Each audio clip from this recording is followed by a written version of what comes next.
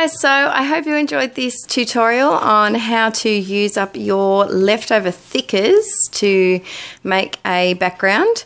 Here's the finished layout. I think I just gave you a close-up look. Goodbye, cues. Nobody likes you.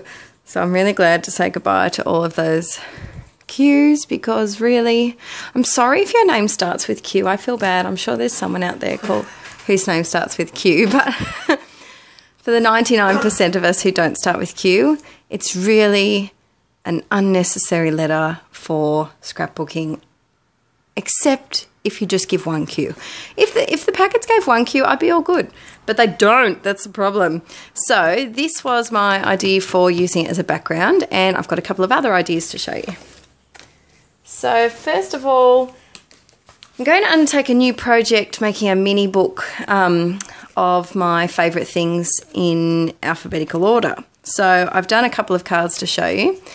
So this idea is using leftover thickers as a flashcard, pretty much. So you could use this for your project life, obviously not as hanging over embellished. So this one's B's for Bambi. I love Bambi. I collect little deer figurines and I blame my grandma for that. She got me started and has a whole little cabinet full of them. And so whenever I go to markets or vintage shops, I always look out for her and I to get a little present. But do you know what's annoying? Deer's a freaking hipster now. So, you know, 10 years ago, you could find them at like every market that you went to, and now they're a rarity. And when you do find them, they're like an astronomical price. So I love deers. So B is for Bambi. And this little card is actually from Typo. I got this little pack of cute little, the message in a box. So I think what you're meant to do is use them to write little gift tags, I think. But yeah, I thought that was cute. I got it on sale, so a couple of dollars, but yeah. So I did B is for Bambi. I'm trying to use up these glitter ones. Then C is for clouds. I love clouds. I have too many photos of clouds on my phone.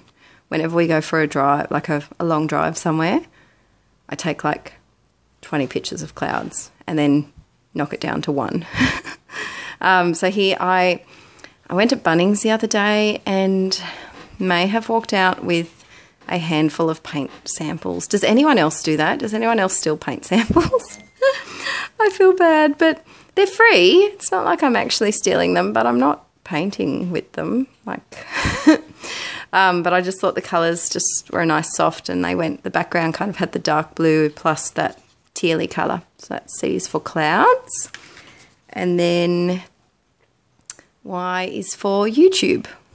And there's a stupid photo of me being a twit.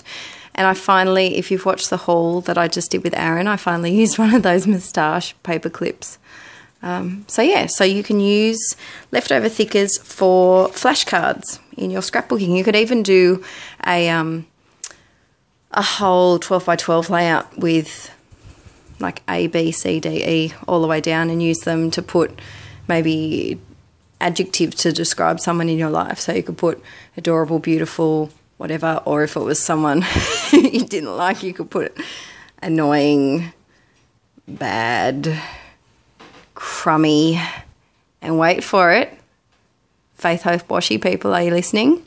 D for donkia. Yeah, that's a bit of a joke that most of you won't get, but anywho, this idea I got off a Studio Calico blog post from yonkies ago. I really can't stand these thickers. I've had them in my stash for so long, and they are the least sticky thicker I have ever met. They don't stick at all. They're sticking here only because I've slathered a whole heap of glossy accents on them. So the idea for this, I have them in two different colours. And so I thought it would be nice to do one colour for the background embellishing, I guess you could say, with a similarly coloured background card, and then it just makes your title card kind of pop the date. So if you I title mine by dates, not weeks, but it would work perfectly fine for weeks as well. So that's one idea to get your leftover stickers. These ones, I think I have about 15 left, and I'm only keeping them to do some more tutorials on how to use thickers. I'm going to just smash them all on a background and get rid of the packet because I can't stand them. So there's one idea, and in a similar way, I know a lot of you ladies do just traditional scrapbooking, so you don't really need the numbers that are included. So I thought this would be cute. You could do a whole background like this. I turned 26 this year, so I put a 26 in the middle and then filled up the background with all different numbers. Now, you could do a lot of things. You could leave putting these down and then paint the background like I did with the cues so that they're all the same, because there is a slight change to the whiteness, which is kind of irking me a little bit. I'll probably go back and do something to this, but yeah, so you could gesso it and then paint the whole background. You could use multicoloured background numbers if you wanted to. You could paint the whole thing like black with just the gold popping out. I think that would be really nice. But imagine that, numbers on a whole layout with just like a little photo down here with some layering and papers, and you wouldn't really need that many embellishments. So I'm going to have a try of that, a whole numbered background a little bit later on. And two more ideas. This took me 5 seconds. I had this card sitting on my desk for some reason, and I thought, why not, if you did a layout about your house or, I don't know, your child's soccer team and what number they are, just put a whole heap of that number on a card. So with this one, I only did the one. But if your child was, say, number 7 in their soccer team, you could just fill a whole project life with 7, 7, 7, 7, 7, 7, 7, 7, all of the 7s, and that's a way to use up your numbers. And the last idea, this is one of my favourites. Oh, it's so pretty. So what I did is I got a piece of, you can kind of see it, kind of. I got a piece of that darker red card as the background. Then I cut this paper out of the stitched Amy Tan 6x6 pad, and I got my heart punch and punched out some hearts in this top paper. Now, because I wanted my hearts up the top, I had to cut a line in the paper to get my punch in, if that makes sense. So I had this bit's cut so that I could fit the punch in and punch it. If I could have been bothered to get my die cutting machine out, it would have been a lot easier, but I was lazy and this worked fine for me. So all I did was punch the hearts, then I took the top paper away and I just stuck a whole heap of those silly thickers all over the background, even up here too, so that it would be the same height. And then all I did was put glue on the top back of this heart paper, stick it on top. How cute is that?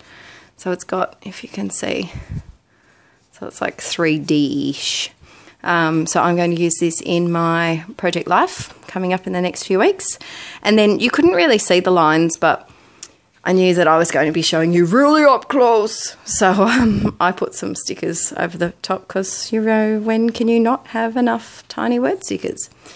And I just put some generic things because I don't know what I'm using this for, but I thought this would be cute as a week card. So I might use it as a week card and put the dates in like a black or something. Or I might just use it as a filler card, or I might just print off if I have like a longer photo, maybe like a, I don't know, 3 by 1.5. I don't even know if I have photos like that, but anywho, that's my last idea. And then I thought I would just quickly show you, if you haven't seen this one, this is one that I did using one of the Scrappery kits. I think this is their February kit. And I had quite a few. These were those Bella Boulevard, I think they were, the grey and white, what's that word, checked kind of, no, they weren't really checked, kind of cross-hatched plastic letters that we got. And I had quite a few left over. So what I did is I took out words that I could, well, letters that I could make into a word. So I think I've got one that says love always and one that says bunny, and then the rest of them I just glued on here, and it worked really well. So this has about there's no process video for this, but this has about 3 coats of gesso over the top. And I decided to keep it white because I wanted the photo to be the highlight. So you've got a few ideas now. So there's this one. There's the cues. So this I did do on a thicker piece of cardboard and then stuck it on. Oh, it's green. Why is it green? Oh, there we go. You've got the punching shapes and layering letters underneath. You've got focusing on one number and possibly doing it multiple times on the one card or layout. You've got highlighting a particular number and using a whole heap of numbers as a background, painting it, leaving it, whatever you want to do. Then the same with a title card for a word, or you could even do like a word, like if it was, you know, I don't know, someone's birthday, you could just do their name. That would make a cool card, actually, if you did this and then put their name as, or happy birthday or something. That would be a cute little card. And then using them as like flashcards. So there you go. I hope you've enjoyed this quick little how-to. Well, it's not really quick. This part's quick, but the process video is not. A quick little how-to on how to use up those silly leftover thickers that just sit in your stash and stare at you, and they just take up space and they're just not wanted that much anymore. So thanks for watching, everyone. If you haven't checked out my new Facebook group, the link will be below, and my Instagram and Facebook links are there as well, as my Pinterest, I think. So yeah, I will talk to you all soon, and stay tuned for a new video tomorrow for Everyday June. Woohoo! Bye!